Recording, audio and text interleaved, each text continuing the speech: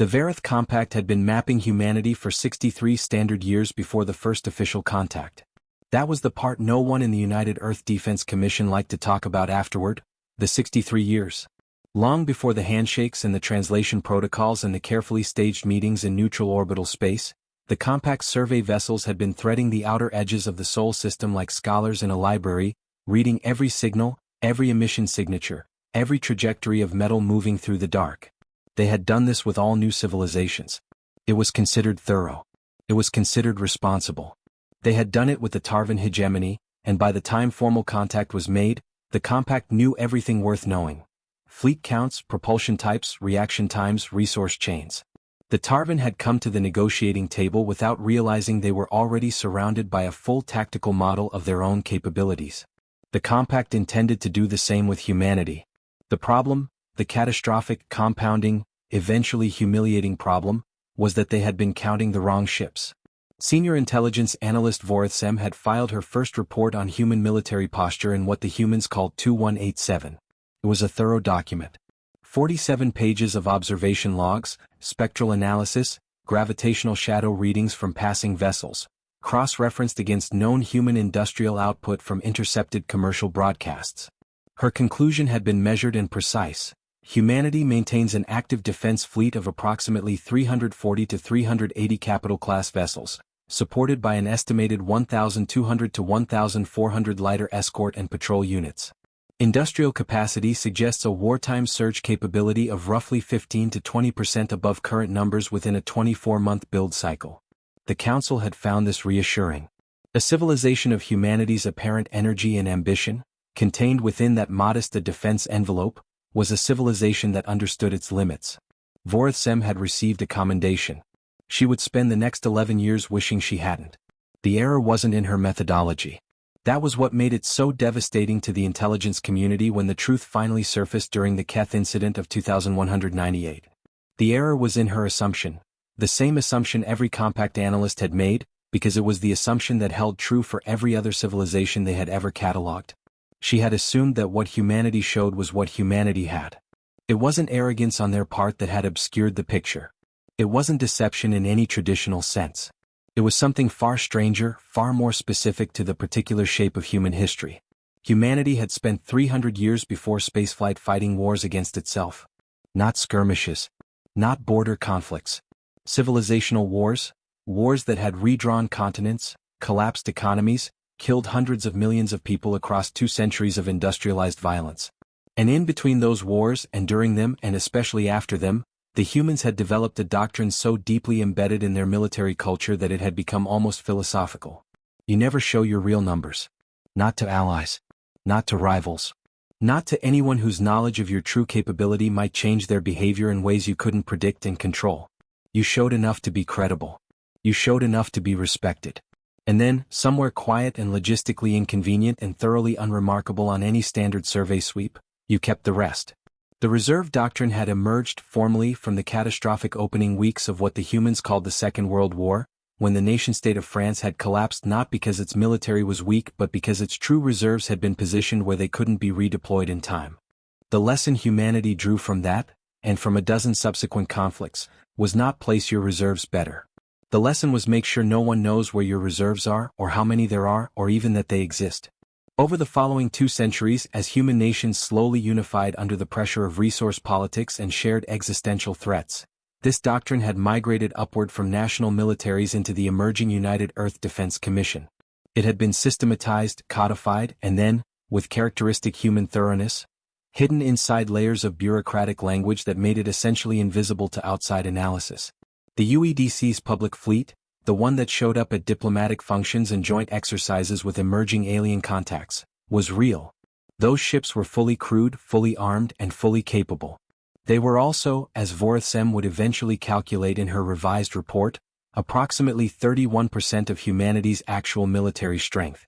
Admiral Yusra al-Rashidi had been the UEDC's liaison officer during the first years of formal Compact contact. She was chosen partly for her diplomatic record and partly because she had the specific, rare ability to tell the truth while technically withholding it. When Compact officials asked about human fleet numbers during those early meetings, she had answered honestly. She had described the public fleet. She had not lied. She had simply applied the doctrine, answer the question they asked, not the question they should have asked. Later, when the Keth incident forced the partial disclosure of Reserve Fleet Echelons 1 through 4, a compact diplomatic aide named Jeshan Rao asked her directly, "Did you know we were making incorrect assessments?" Al-Rashidi had considered the question for a long moment. "We knew you were looking at the wrong ships," she said finally. "We didn't know what conclusions you were drawing from them. You could have corrected us." "We could have," she agreed. "But you didn't ask." This was the opening fracture in what would become a much larger crisis. Not a war, not yet, though it would come uncomfortably close. The crisis was something more insidious. A realization spreading through the Compact's council chambers like cold water through rock, that their entire strategic model of human capability had been built on a foundation of civilian shipping lanes, visible patrol routes and public shipyard records.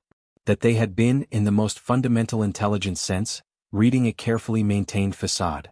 And that somewhere behind it, distributed across a dozen unremarkable star systems, maintained at operational readiness by rotating crews and automated resupply chains and a logistics network sophisticated enough to be invisible to standard survey sweeps, humanity had quietly assembled something the Compact had no framework to describe. Not a second fleet. A second civilization's worth of military capacity. Vorthsem's revised report, filed 11 years after her commendation, ran to 312 pages. Her conclusion, restrained, clinical, carrying the particular weight of an analyst who understood exactly what she was saying, read as follows. Current assessment places total UEDC military strength at between 1,100 and 1,400 capital-class vessels, with escort and support assets scaling proportionally. Confidence interval, 70%. Recommend immediate comprehensive review of all prior strategic posture assessments.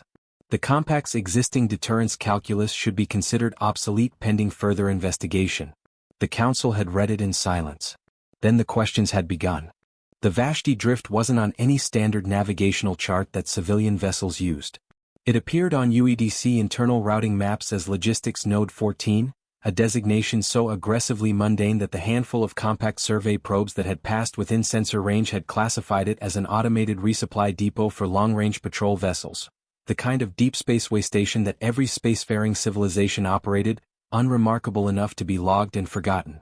What the probes had not detected, because the probes were not designed to detect it and the UEDC had spent considerable engineering effort ensuring they wouldn't, was that Logistics Node 14 sat at the gravitational center of a debris field 400 kilometers in diameter, and that within that debris field, using its thermal scatter as passive camouflage, were berthed 63 capital warships. Not museum pieces. Not mothballed hulls waiting out their decommissioning cycle. Fully armed, regularly maintained, crewed on rotating 4-month deployments by personnel who officially appeared on the UEDC's records as serving aboard vessels that didn't exist in any public registry. Commander Ines Favreau had commanded the Vashti garrison for 2.5 years before the Keth incident changed everything. She described the experience later, in a deposition that became one of the primary source documents for the Compact's subsequent investigation, as profoundly unremarkable in the best possible way.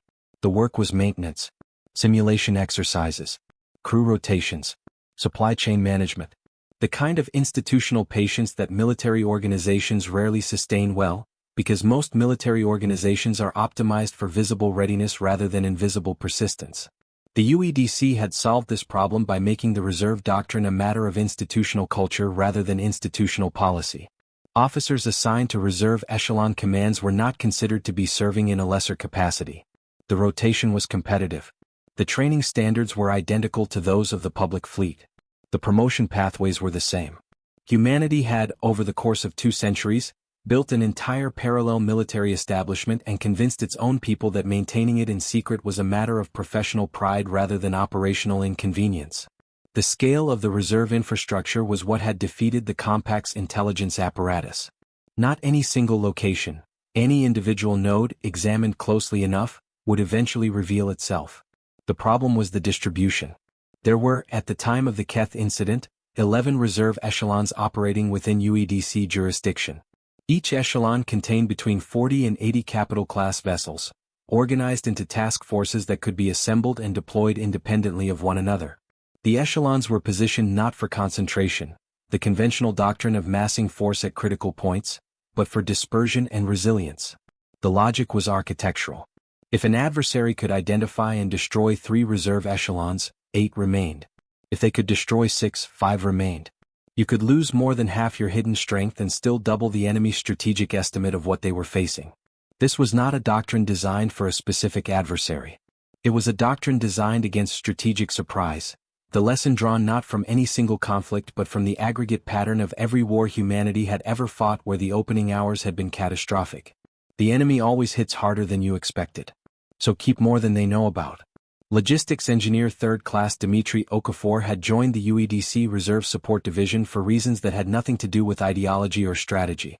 The pay differential for reserve echelon service was 11% above standard rates, and Okafor had student debt. He spent 4 years servicing the propulsion systems of reserve vessels at Echelon 7's primary node, a location he was not permitted to name in any communication that left the secure network, which meant that his family spent 4 years believing he was doing routine maintenance on a way station near the Martian trade corridor. He described his reaction to the Keth incident in a personal account published years later. We were in the middle of a standard reactor integrity check when the alert came through. Full readiness status, all echelons. I remember looking up at the status board and thinking, for the first time really thinking, about what it meant that all 11 boards were lighting up simultaneously. About what that looked like from the outside. We'd been doing this in pieces, in rotation, in complete isolation from each other for years. And suddenly everything was visible at once and I thought, oh, we're actually something. That shift, from institutional abstraction to concrete strategic reality, was something many reserve personnel described in the aftermath of the Keth incident. The reserves had existed as a concept, as a professional commitment, as a source of slightly better pay and rigorous training standards. They had not existed emotionally as a fleet. Until they did. The Compact's initial response to Vorthsem's revised assessment had been measured disbelief, followed by the kind of intensive secondary analysis that intelligence organizations conduct when they suspect their primary analysis is wrong and desperately hope to prove it. It wasn't wrong. The secondary survey teams, authorized by Emergency Council resolution and equipped with significantly more sophisticated sensor platforms than standard survey probes, began finding the nodes almost immediately, not because humanity had become careless, but because they were now looking for the right signatures. Low-frequency gravitational displacement consistent with large vessel berths. Thermal variance patterns that deviated subtly but consistently from the debris fields they were embedded in. Resupply traffic that, when isolated from background civilian shipping, traced precise logistical networks too regular to be random. Senior survey analyst Brethcal, who led the secondary survey team, filed a report that contained a line which became, in subsequent years, the most quoted sentence in the entire intelligence failure documentation. We were not deceived. We were not misled. We simply failed to ask whether what we could see was all there was to see. This was not a failure of intelligence. It was a failure of imagination. The practical implications of the revised assessment moved through the Compact's military and diplomatic establishments like a slow-moving pressure wave, not explosive, but inexorable, reshaping everything it touched. The existing deterrence framework, which had positioned the Compact's own fleet strength at roughly 2.3 times the publicly known human capacity, now placed that same fleet at somewhere between 0.8 and 1.1 times the total estimated human strength, depending on which confidence interval you applied to the reserve estimates. This was not, technically, an unfavorable ratio. Parity was not inferiority. But the Compact's entire diplomatic posture with humanity had been calibrated to a different reality. Every negotiation over the past 3 decades, territorial boundaries and contested space, resource extraction rights in the Keth system, the ongoing discussions about joint patrol protocols along the Vareth corridor, had been conducted from a position the Compact now understood to be a fiction. They had believed they were the stronger party. They were, at best, equal. And equality, in the cold arithmetic of interstellar power politics, is a profoundly different negotiating position than dominance. Admiral al-Rashidi, when briefed on the Compact's secondary survey findings through a back-channel communication that arrived 2 weeks before the official diplomatic notification, had read the summary twice. Then she had sent a single-sentence reply to the UEDC Security Council. They found the nodes. Recommend we initiate the disclosure protocol before they finish counting. The Security Council had agreed after 4 hours of debate, by a margin of 11 votes to 3. What followed, the controlled, carefully staged disclosure of reserve echelons 1 through 7, withheld with deliberate diplomatic precision from the full picture, was a masterclass in the kind of strategic communication that humanity's history had made them exceptionally good at. They revealed enough to confirm the Compact's worst fears. They held back enough to ensure those fears remained productive. The Keth system had three things worth fighting over: a rare isotope mineral belt, a stable transit corridor that cut 6 weeks off the route between the Compact's industrial core and its eastern territories, and the fact that both humanity and the Vareth Compact had been quietly claiming it for 11 years without either side formally acknowledging the other's presence. It was, in the language of diplomatic historians, a managed ambiguity, one of those situations where both parties found the status quo preferable to the confrontation that any formal resolution would require. The Compact didn't want to negotiate over the corridor because negotiating would mean admitting that the corridor's value justified a concession. Humanity didn't want to negotiate over the mineral belt because the extraction operations there were running ahead of schedule and any formal treaty would impose monitoring obligations. So nothing was resolved. Both sides maintained small operational presences. The diplomatic silence was maintained by mutual, unspoken agreement. Then the RSS Ardennes happened. The Ardennes was a UEDC survey and extraction support vessel, 340 meters, crew of 180, armed with the kind of point defense systems that extraction support vessels carried because debris fields are dangerous and not because anyone expected them to engage other warships.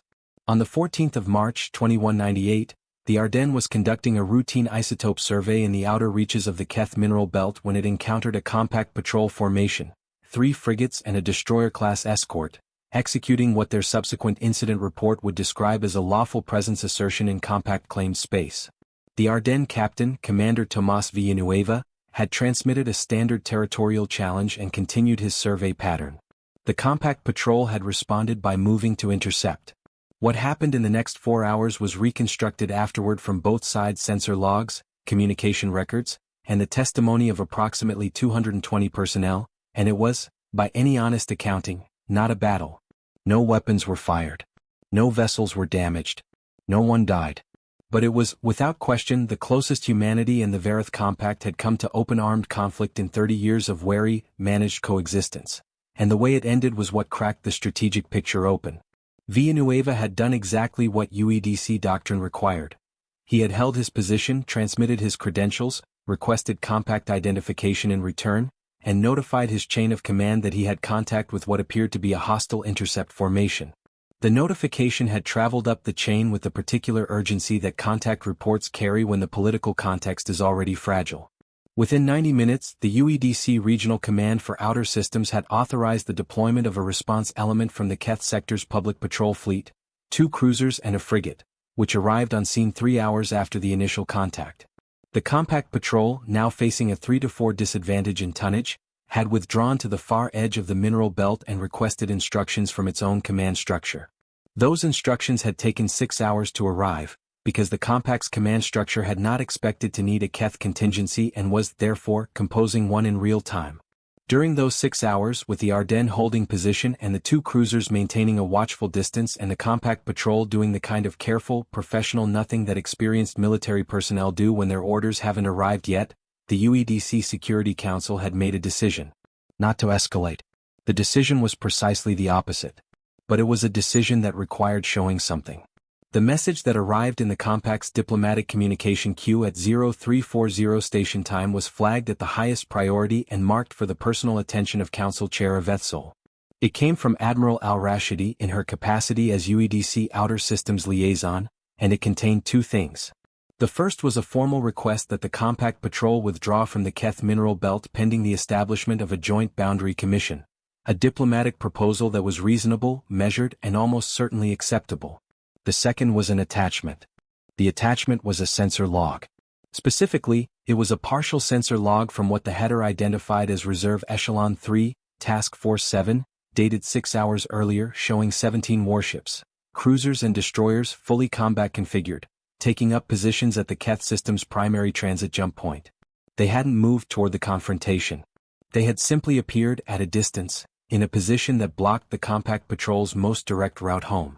And they had done so in response to a notification that had gone up a chain of command no compact intelligence analyst had known existed, from a command structure no compact survey had ever mapped. Avethsol had looked at the sensor log for a long time. Then she had asked her intelligence director a single question. How many of these do they have? The intelligence director had said, "We don't know. Estimate. We can't. We don't know what we don't know." The compact patrol had withdrawn within 12 hours of al-Rashidi's message. The Boundary Commission proposal had been accepted within 48. The Ardennes had completed its survey and returned to its extraction support duties. On the surface, the Keth incident had resolved cleanly. No casualties, no property damage, a diplomatic framework initiated, both parties maintaining their public positions with dignity intact.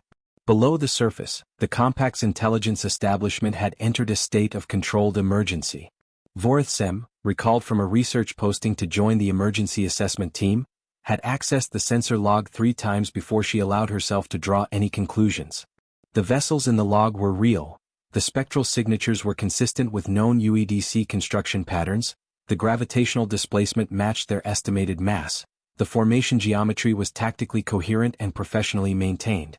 They had not been there 6 months ago, according to her last survey data for that region. Either they had been constructed and deployed in 6 months, which was industrially impossible, or they had been there all along and she had missed them. She had pulled her original survey data for the Keth outer system and run it through the new detection parameters that the emergency team was developing in real time. The anomalies were there. Faint, distributed, carefully obscured by their positioning within the system's natural gravitational noise. But there. She had been looking at the edges of a reserve fleet node for years without recognizing it. She had filed her revised report the following morning. 312 pages. Commendation rescinded, by her own request. What the Keth incident demonstrated, what it was later understood to have demonstrated, once the full picture became clearer, was not human aggression. That was the interpretation some voices within the compact pushed for in the weeks following, and it was an interpretation that failed to survive serious analysis. The Ardennes had been conducting a routine operation. The response had been proportionate. The reserve task force had not advanced on the compact patrol. It had simply existed, visibly, at a location that made the compact patrol's tactical situation untenable. This was not aggression. It was presence. It was the quiet, utterly controlled demonstration of a capability that humanity had spent decades building and maintaining precisely for moments like this one. Moments when a confrontation threatened to escalate beyond what the public fleet, alone, could manage. The doctrine had a name, buried in declassified UEDC strategic planning documents that became required reading in military analysis programs for decades afterward. Strategic depth through invisible mass. The idea was simple, grounded in the oldest lessons of military history. An enemy that doesn't know your reserves exist cannot plan against them. An enemy that discovers your reserves exist, but doesn't know their full extent, cannot act against them decisively. And an enemy that acts without that knowledge, in a confrontation you can afford to de-escalate, has just taught you exactly how they respond under pressure. The compact had withdrawn. Cleanly. Professionally. They had also, in doing so, told the UEDC everything it needed to know about the gap between their public posture and their actual confidence in a sustained engagement. The emergency session of the Varith Compact Council was not the first of its kind. The Compact had convened emergency sessions before, over border disputes and resource conflicts and the occasional civilizational crisis that spacefaring polities accumulated over centuries of expansion. But veteran observers noted afterward that it had a quality those previous sessions had lacked. It was quiet. Not procedurally quiet. The debates were vigorous, sometimes heated, occasionally descending into the kind of technical argument that only makes sense to people who have spent their careers thinking about force projection and deterrence mathematics. But underneath the debate, permeating the chamber like a low-frequency vibration, was a stillness that the Compact's Council had not experienced in living memory. They were afraid. Not of humanity exactly. Of what they didn't know about humanity, which was a subtly but crucially different thing. Council Military Director Varith Shan had served on the Council for 19 years. In that time he had overseen 2 border resolutions, one minor armed conflict with the Tarvan hegemony that lasted 11 months before economic reality forced both sides to the table, and the long, careful cultivation of the Compact's reputation as the preeminent military power in the known space cluster. That reputation had been built on numbers. On the very specific, very credible, very thoroughly documented gap between the Compact's fleet strength and the capacity of any civilization within 300 light-years. Vorithsem's revised assessment had not destroyed that reputation. But it had done something more insidious. It had made the numbers uncertain. And uncertainty, in the deterrence calculations that underpinned every treaty, every negotiation, every border that existed in known space, was more dangerous than inferiority. If you knew you were weaker, you negotiated from weakness, carefully. If you knew you were stronger, you negotiated from strength carefully. But if you didn't know, if the foundational data of your strategic position had just been revealed as potentially fictional, then every decision you made rested on an assumption that could be wrong in either direction. The compact could still be stronger than humanity when reserves were factored against reserves. Their own reserve capacity was significant, maintained under different doctrine but real nonetheless. Or they could be weaker. Or they could be, within the margin of uncertainty, essentially matched. We don't know, Vereshchan had told the council in his opening statement. That is the situation we are in. We have conducted 63 years of intelligence gathering and we do not know the fundamental strategic balance. That is the problem we must address. The council's response had moved along 3 tracks simultaneously, which was characteristic of how the compact operated: consensus-oriented, deliberate, deeply uncomfortable with unilateral decisions. The first track was the intelligence review, the comprehensive secondary survey, the development of new detection parameters, the recall of analysts for reassessment of every assumption the intelligence establishment had made about human military capacity for the past 3 decades. This was Vorthsem's domain, and she ran it with the methodical intensity of someone who understood that her professional reputation, and possibly something considerably larger, depended on getting it right. The second track was diplomatic. The Keth Boundary Commission, the resumption of the broader negotiation framework that the incident had suspended, the careful probing of humanity's intentions through the channels that exist between powers who have learned to be wary of each other. Admiral al-Rashidi was the primary human interlocutor on this track, and she was, by universal consensus among the compact's diplomatic corps, extraordinarily good at giving away nothing that she wasn't deliberately giving away.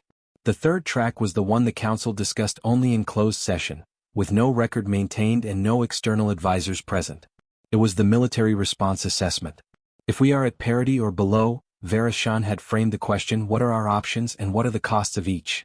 Senior Fleet Commander Jasithral had commanded compact forces for 11 years.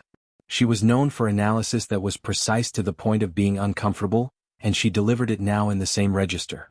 The options as she outlined them were 4. First, accelerated construction.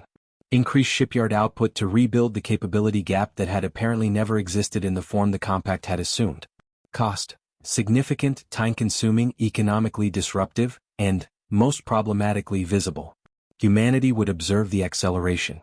They would draw conclusions. Those conclusions would affect their own posture. Second, alliance deepening. The compact maintained formal relationships with 3 smaller civilizations within the cluster. Formal military integration would add their capacity to the compact's ledger. Cost: political, substantial, and slow. The negotiations alone would take years, during which the current uncertainty persisted. Third, direct engagement with humanity on reserve disclosure. Propose a mutual transparency framework. Both sides disclose reserve capacity to an independent monitoring body, reducing the uncertainty that was now the primary strategic problem. Cost: the loss of strategic ambiguity for both parties. The compact would be giving up what remained of their information advantage. Humanity would be giving up the asymmetric deterrence value of their unknown depth. Fourth, do nothing materially different. Maintain existing posture, accelerate intelligence gathering, allow the diplomatic process to proceed at its normal speed, and accept that the current uncertainty was a temporary condition that better information would eventually resolve. Jasithral's recommendation was the 4th option, paired with elements of the 3rd. Her reasoning was concise: we are not in a crisis. We are in an information deficit. Responding to an information deficit with material action, construction acceleration, alliance overtures, before we understand the actual balance risks creating the confrontation we are trying to avoid. The humans are not acting aggressively. They are responding to our presence in their space with proportionate, controlled force demonstrations. This is deterrence behavior, not escalation behavior. We should respond to it as deterrence. The council had voted. The 4th option passed, with a proviso that the transparency framework proposal be developed for future presentation. What the council didn't know, what would only become clear much later when the diplomatic archives of both sides were eventually made available to historians, was that Humanity's Security Council was having a remarkably similar conversation at roughly the same time. The UEDC had known, since the secondary survey began, that the compact was finding the nodes. The detection parameters the compact was developing were sophisticated enough that the reserve network security could not be maintained indefinitely against a determined, properly resourced search. The reserve doctrine had always assumed eventual discovery. The question was never if but when and how much, and whether the circumstances of discovery would be controllable. The Keth incident had forced partial disclosure under controlled circumstances. That was, from the UEDC's perspective, close to the best achievable outcome. Discovery on their terms in a context where the revealed capability had been used for de-escalation rather than coercion. But the partial disclosure had created its own problem. The compact now knew that reserves existed and that the public fleet was not the full picture. They did not know the full extent of the reserves. This meant that every interaction between the two powers was now colored by an asymmetric uncertainty. The compact didn't know what they were dealing with, and humanity knew that the compact didn't know. In the short term, that uncertainty was a deterrent. In the longer term, it was a source of instability. Admiral al-Rashidi had made this argument to the Security Council 3 days after the Keth resolution. Uncertainty deters, she had said. But it also provokes. A power that doesn't know your strength has two possible responses: caution or preemption. We want caution. We need to be careful that the path we're on doesn't push them toward the other one. The Security Council had agreed. The disclosure protocol, the controlled, staged, diplomatically managed revelation of reserve capacity that would eventually become the framework for the Treaty of Vashti, had begun to take shape. Not from weakness. Not from a desire for transparency as an end in itself. From the recognition that the most dangerous strategic situation is the one where your adversary's uncertainty about your strength exceeds your ability to predict how that uncertainty will make them behave. Humanity had spent centuries learning that lesson in the most expensive way possible. They had no intention of learning it again. The document that initiated the disclosure process was not a treaty, a formal proposal, or a diplomatic note in any conventional sense. It was a private communication from Admiral al-Rashidi to Council Chair Avethsol, transmitted through the encrypted backchannel that the two had established during the Keth Boundary Commission talks, marked personal and not for distribution, and containing approximately 600 words. It was, by any measure, one of the most consequential pieces of personal correspondence in the history of human compact relations. Al-Rashidi had written it in the early hours of a Tuesday morning, station time, after spending most of the preceding 48 hours in a series of Security Council sessions that had reached their conclusions without fully resolving the underlying tension. She had reviewed it twice, made 3 small changes to the 4th paragraph, and transmitted it without routing it through any official approval process. This was, technically, a violation of UEDC communication protocol for flag officers. The Security Council, when they were informed of it the following morning, had reviewed the text, consulted briefly among themselves, and decided unanimously to ratify it retroactively. The letter began without preamble. Vessel. You are currently operating with incomplete information about our strategic posture, and that incomplete information is creating a decision environment that I believe neither of us wants. I am not in a position to provide you with a comprehensive disclosure of our reserve capacity. That is a decision above my authority, and I want to be transparent with you about that limit. But I am in a position to tell you the following, personally and without the diplomatic formalities that would make this a binding communication. What you found in the Keth system is not the full picture. You know this already. I am confirming it because I think the uncertainty is more dangerous than the knowledge. I am also telling you that what we have built has not been built against you. The reserve doctrine predates formal contact between our civilizations by approximately a century. It is not a response to the compact. It is a response to history. I think we should talk, not through the Commission, not through formal channels, about what a stable relationship between our civilizations actually requires, and whether the current situation serves that requirement. I am available at your convenience. Avethsol had read the letter twice, forwarded it to her 3 most trusted council advisors with the note read this and tell me if I'm wrong to trust it, and scheduled a private communication with al-Rashidi for the following day. The 3 advisors had returned their assessments within 2 hours. All 3 said the same thing in different words. It's genuine. The meeting between al-Rashidi and Avethsol, conducted via secure point-to-point link, no interpreters, no recorders, no attendance of any kind, lasted 4 hours and 20 minutes. Neither party released a transcript. What became known about its content came from subsequent diplomatic records, both sides' internal memos, and the eventual treaty documents that it laid the groundwork for. What emerged from the accounts was a picture of 2 experienced leaders feeling their way through a conversation that had no established protocol, because it concerned something neither civilization had a precedent for: the voluntary, strategic disclosure of military capability to a rival, not under compulsion and not as a concession, but as an act of deliberate stabilization. Al-Rashidi had been clear about the structure of what she was offering. The UEDC would not disclose the full extent of the reserve network. They would not provide numbers, locations, or order of battle information. What they would provide was a framework, a set of principles and verification mechanisms by which the compact could develop confidence that the reserves were not being expanded beyond their current scale, and that they were not configured for offensive operations. This was not arms reduction. It was arms transparency, selective and bounded, designed to address the specific uncertainty that was creating instability without surrendering the deterrence value of depth.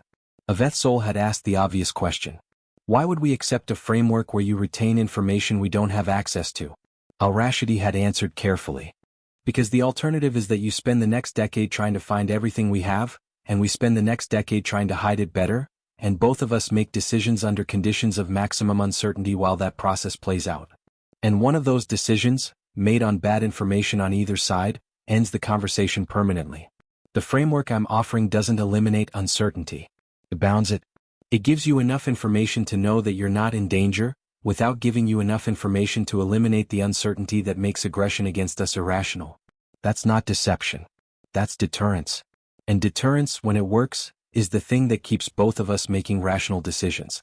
The internal UEDC documentation from this period, much of it declassified decades later, reveals a strategic architecture of considerable sophistication.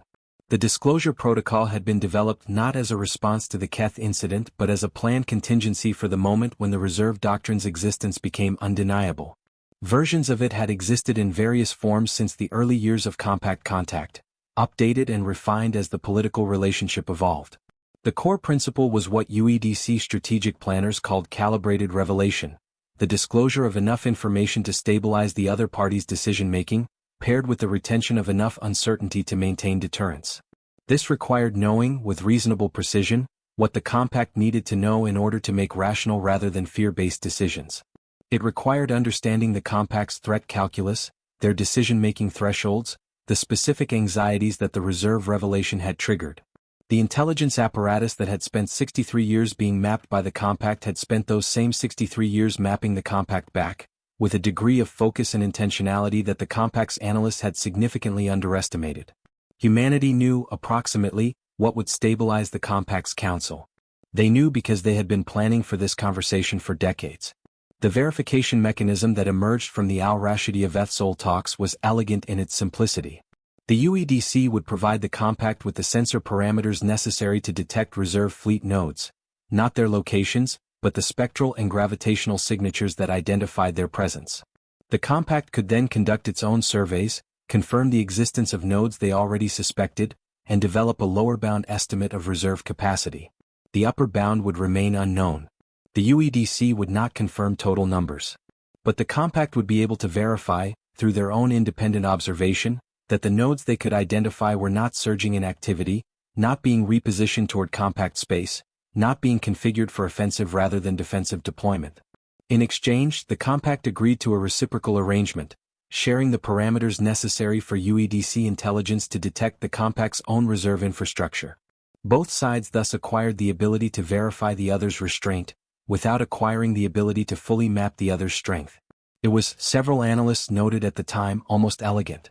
Almost because the UEDC had one additional element built into the framework that only became apparent 18 months later, when the compact survey teams had completed their initial node mapping. The nodes they found, using the parameters the UEDC had provided, represented approximately 60% of the reserve network. The detection parameters humanity had shared were accurate. They were simply not complete. The remaining 40% used a different camouflage architecture, one that the shared parameters would not detect, and that humanity had no obligation to disclose, because the framework specified detection parameters for existing known node types, not for all possible configurations. It was not deception. The parameters provided were real. The framework had been honored. It was simply the application of a principle that humanity's entire reserve doctrine rested on. You show enough to be credible. You keep enough to remain unpredictable. The Treaty of Vashti, signed 14 months later, established the formal relationship that the Al-Rashidi Avethsol conversation had sketched in outline. It was considered a landmark achievement in interstellar diplomacy. It was also, quietly, the moment when the Varith Compact accepted, without ever quite saying so directly, that they were dealing with a civilization that was better at this than they were. Not stronger necessarily. Not more technologically advanced. Not more economically powerful. Just better, specifically, at the particular art of knowing what to reveal, what to conceal, and exactly how to make the line between them work in their favor. The Varith Compact was not the only civilization watching. This was the element of the situation that took longest to fully register within the UEDC Security Council. Not because they had forgotten about the other powers in the cluster, but because the Compact had been, for so long, the dominant lens through which every other civilization interpreted human behavior and capability. If the Compact had known about the reserves and found them acceptable, the assessment would have propagated outward through alliance networks and diplomatic channels. If the Compact had found them threatening, the response would have been similarly collective. The Compact, by virtue of its size and central position in the cluster's political geography, was the amplifier through which news traveled. And what traveled, in the weeks following the Keth incident and the initial stages of the disclosure framework, was a signal that every intelligence apparatus within 300 light-years interpreted in their own way. Humanity had hidden something significant. Humanity had revealed it, partially, under controlled conditions, when it served them to do so. And the largest single military power in the cluster had responded not with confrontation but with a negotiated framework that essentially acknowledged the new reality. The interpretations varied. The implications for the cluster's broader political order were consistent. The Tarvan hegemony had maintained a formally neutral posture toward humanity since the early contact period. Not warm, not hostile, the carefully maintained equidistance of a civilization that had learned, through its history with the Compact, the cost of misreading a power relationship. Tarvan intelligence had been monitoring the Keth incident and its aftermath with close attention. Their analyst corps was smaller than the Compact's but focused, experienced, and carrying the particular motivation of a civilization that existed in uncomfortably close proximity to powers larger than itself. The Tarvan assessment, circulated within their Council of Navigators within days of the disclosure framework's basic outlines becoming known through diplomatic channels, was both succinct and significant. It read in relevant part. The Human Reserve revelation confirms what our analysts have long suspected, that standard survey methodology applied to human space is systematically biased toward undercounting. We recommend the immediate initiation of an independent reassessment of human military capacity using revised detection parameters, without reference to Compact's applied intelligence, which should be considered potentially compromised by human influence over the disclosure process. Additionally, we recommend review of our existing treaty obligations with the Compact in light of the revised strategic picture. If the human Compact balance is at or near parity, the risk calculus underlying our current alignment may require adjustment. This last line, careful, hedged, buried in a classified assessment, was the opening move of what would eventually become the most significant realignment in the cluster's political order since the Compact's founding. The Tarvan hegemony did not break with the Compact over the next year. They did not need to. They simply became, gradually and almost imperceptibly, somewhat less reliable, somewhat less willing to commit to positions that assumed the Compact's strategic dominance, somewhat more interested in independent dialogue with UEDC representatives. Humanity noticed. The UEDC's diplomatic corps, briefed on the Tarvan assessment through intelligence channels, had observed the shift with cautious interest and made no move to accelerate it. Let the realignment happen at its own pace, was the guidance from the Security Council. We are not trying to build an anti-Compact coalition. We are trying to build stable relationships.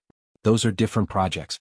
The Geth Communion, a smaller, older civilization that occupied a cluster of systems between human and Compact space, had a different reaction. The Geth had been nominally allied with the Compact for over a century, an alliance born from a period of existential threat that had long since passed and maintained primarily by institutional inertia and economic interdependence. Their military was modest, their ambitions limited, their primary strategic interest the preservation of the trade relationships that their position in the cluster made them uniquely able to offer.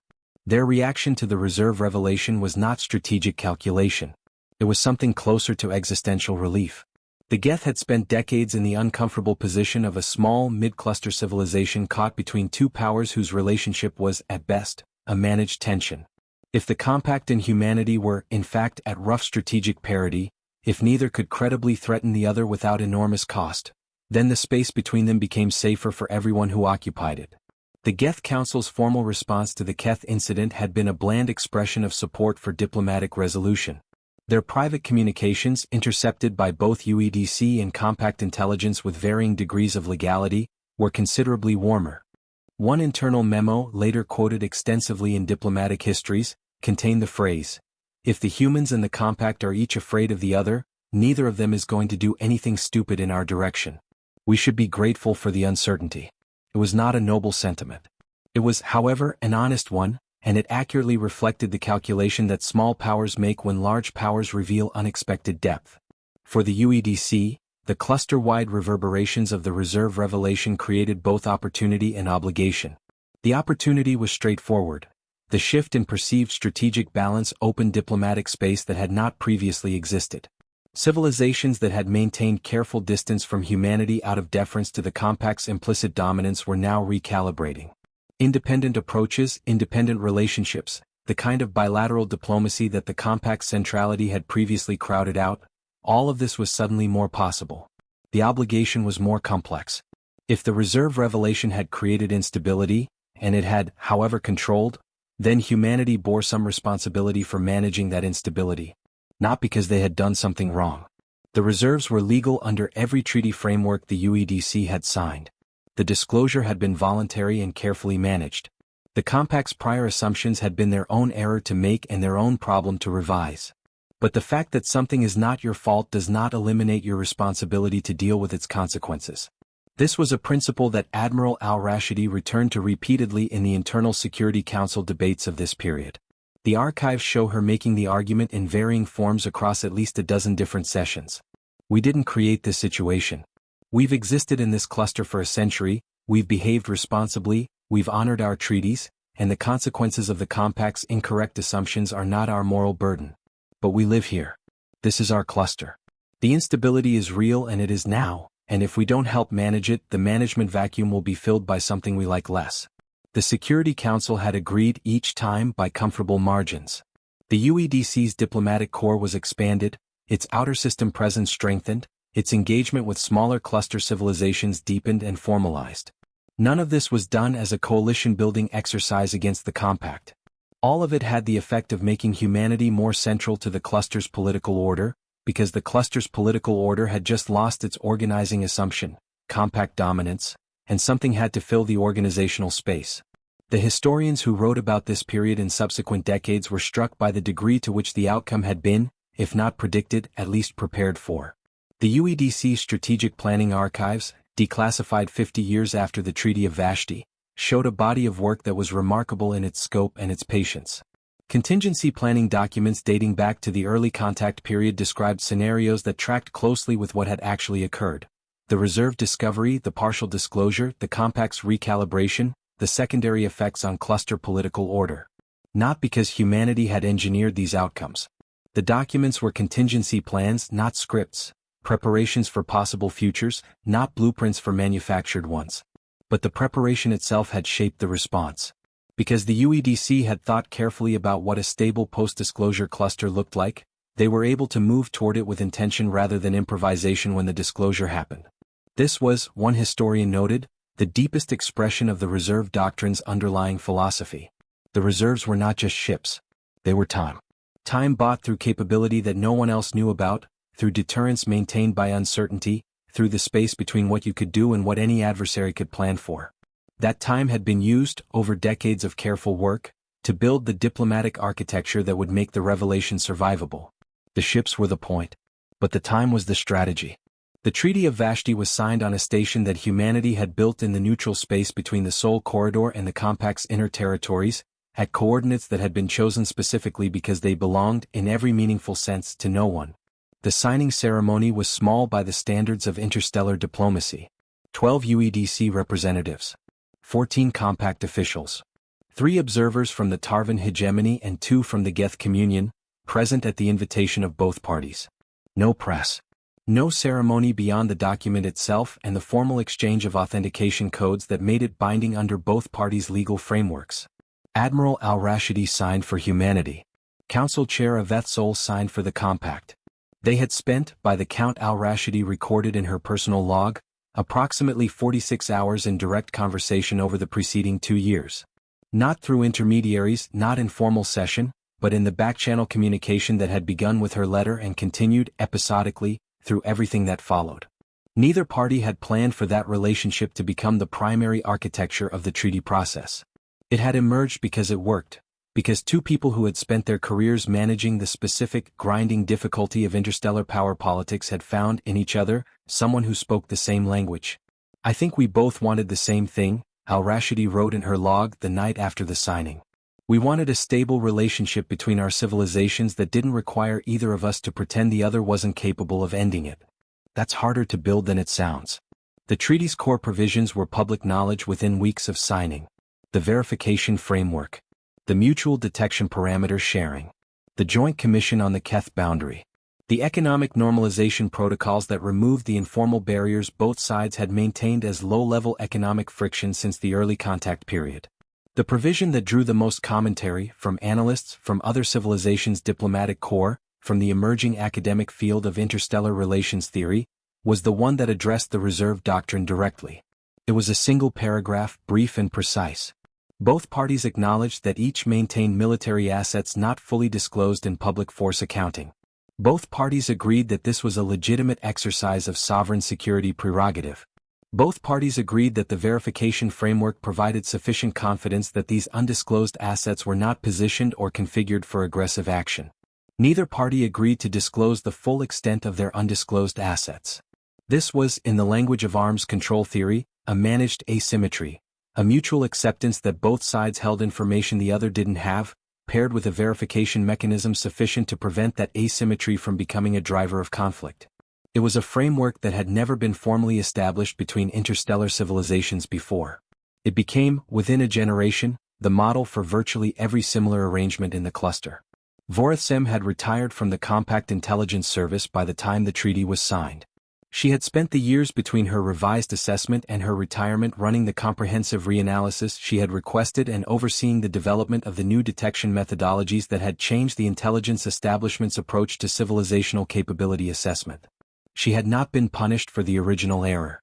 The internal review had found, with unusual clarity, that her methodology had been sound given the assumptions she'd had no reason to question. The failure was systemic, an assumption baked so deep into the Compact's intelligence culture that it had been invisible. The assumption, stated simply, was that what you could observe was approximately what existed. Vorithsem spent the last 3 years of her career trying to understand where that assumption had come from, because understanding its origins seemed like the only way to guard against it recurring. Her conclusion, published after her retirement in a monograph that became required reading at the Compact's intelligence academies, was that it came from the Compact's own history. The civilizations the Compact had encountered before humanity had all, to varying degrees, operated on the principle of observable strength. Power was demonstrated through visibility, through fleet reviews, through territorial presence, through the kind of diplomatic signaling that assumed an adversary's rational response to your strength was to acknowledge it. This wasn't naive. It reflected the actual behavior of every civilization the Compact had dealt with. Humanity was different because humanity's history was different.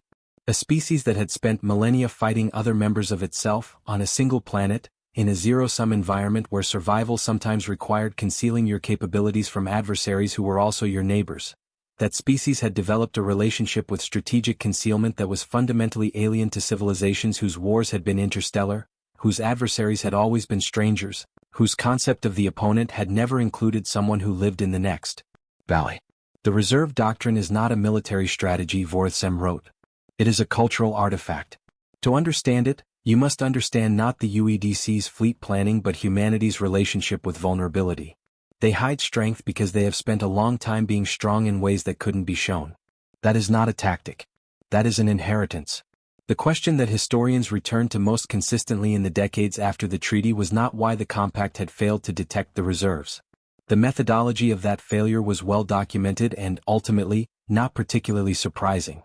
The question was what humanity's decision to build them and maintain them, and eventually reveal them in the way they had, what all of that said about the civilization that had done it. The answers varied because the question was genuinely complex. The reserves were defensive, clearly, their positioning, their configuration, their deployment history in the one case where they had been used all pointed in that direction. The doctrine was the opposite of imperial. Empire's project force, they don't hide it. But the reserves also represented something more ambiguous.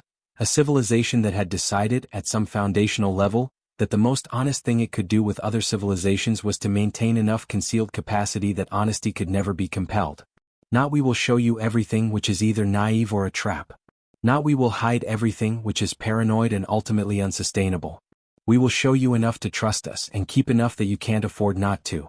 It was a posture born from a history of being surprised, of being betrayed by revealed weakness, of learning in the most expensive way possible that transparency and safety are not the same thing. Whether it was admirable was a question that generated considerable debate. Whether it worked was not. In the years following the treaty, humanity's relationships within the cluster changed in ways that were difficult to attribute to any single cause but that traced, consistently, back to the shift in perceived strategic reality that the reserve revelation had initiated. The compact remained the largest single polity by territory and population. Their fleet, even with the reserve discrepancy factored in, was comparable to humanity's total capacity and superior in several specific categories of vessel design. But the relationship had reoriented from one of implicit compact dominance to something more accurately described as mutual deterrence. Two powers of roughly comparable capability, each holding enough uncertainty about the other's reserves to make adventurism irrational, each with sufficient economic interdependence to make conflict self-defeating. This was not a perfect peace. The border disputes continued. The resource competition in the Keth system required regular diplomatic maintenance. There were incidents, minor ones, over the years that followed. Moments when the tension between the two civilizations tightened and the people whose job was to prevent those moments from becoming worse earned their commissions. But the framework held. It held because the uncertainty held. Neither side developed the kind of comprehensive picture of the other's true strength that would make the risk calculation of conflict attractive. And that persistent uncertainty, the knowledge that you didn't know and that the other side knew you didn't know, was the architecture of a stability that no formal treaty provision could have provided alone. Admiral al-Rashidi gave one major public address in the years after the treaty. It was to a graduating class at the UEDC Defense Academy, on the subject of the reserve doctrine and what it meant for how humanity conducted itself among the civilizations of the known cluster. She spoke for 40 minutes. The address was not recorded in full. She had requested that it remain within the institution, for the students who would go on to serve in the structures the doctrine had built. The one passage that was later quoted, from notes taken by attendees, was this: "We didn't build the reserves to threaten anyone. We built them because we understood, earlier than most civilizations get to understand it, that being underestimated is a form of vulnerability. And we'd been vulnerable enough for long enough, that we decided we weren't going to be vulnerable in that way again. The compact didn't fail because they were incompetent. They failed because they were looking at us the way they looked at everyone else. They had no reason to expect anything different. What you should take from this, what I want you to carry into every command you hold, every treaty you negotiate, every moment when someone tells you they know exactly what you have, is that the most important asset we maintain is not the ships. It's the uncertainty. It's the space between what we show and what we have, and the judgment to manage that space responsibly. Responsible concealment is not deception. It's the thing that makes genuine honesty possible. You can be honest with someone you don't fear. You can be strategically honest with someone you do. We built a world where we don't have to fear the compact. That took 60 years and a lot of patient engineering. It also took knowing when to show the ships. The ships matter. The patience matters more. The Vashti Drift was decommissioned as a reserve node 3 years after the treaty. Its vessels rotated into active service or transferred to other installations as the reserve network was reorganized under the new verification framework. Commander Favreau, retired by then, made the trip back for the decommissioning ceremony. She stood in the observation bay of the station that had managed the node for a generation and watched the last vessel, a cruiser called the ESV Constance, fire its maneuvering thrusters and pull clear of the debris field for the last time. She had been asked to say a few words. She had thought about what she wanted to say for several weeks and had arrived at something short. These ships never fired a shot in anger, she said. Never needed to. And that is exactly what they were built for. She had paused, looking out at the place where 63 ships had waited for years, in patient invisible readiness. Doing your job without anyone knowing you're doing it, that's a particular kind of service. I think it might be the most honest kind. You're useful not because anyone can see you. You're useful because you're real. They were always real. That was the whole point. The stars beyond the station were the same stars they had always been. Indifferent, ancient, present without commentary. In the lanes between them, humanity moved, visibly, measurably, in the numbers that any survey could confirm and any diplomat could cite. And in the places that standard surveys didn't reach, in the configurations that the shared detection parameters didn't fully cover, in the patient arithmetic of ships and crews and supply chains that had been built across decades of quiet institutional commitment, the rest remained exactly as planned.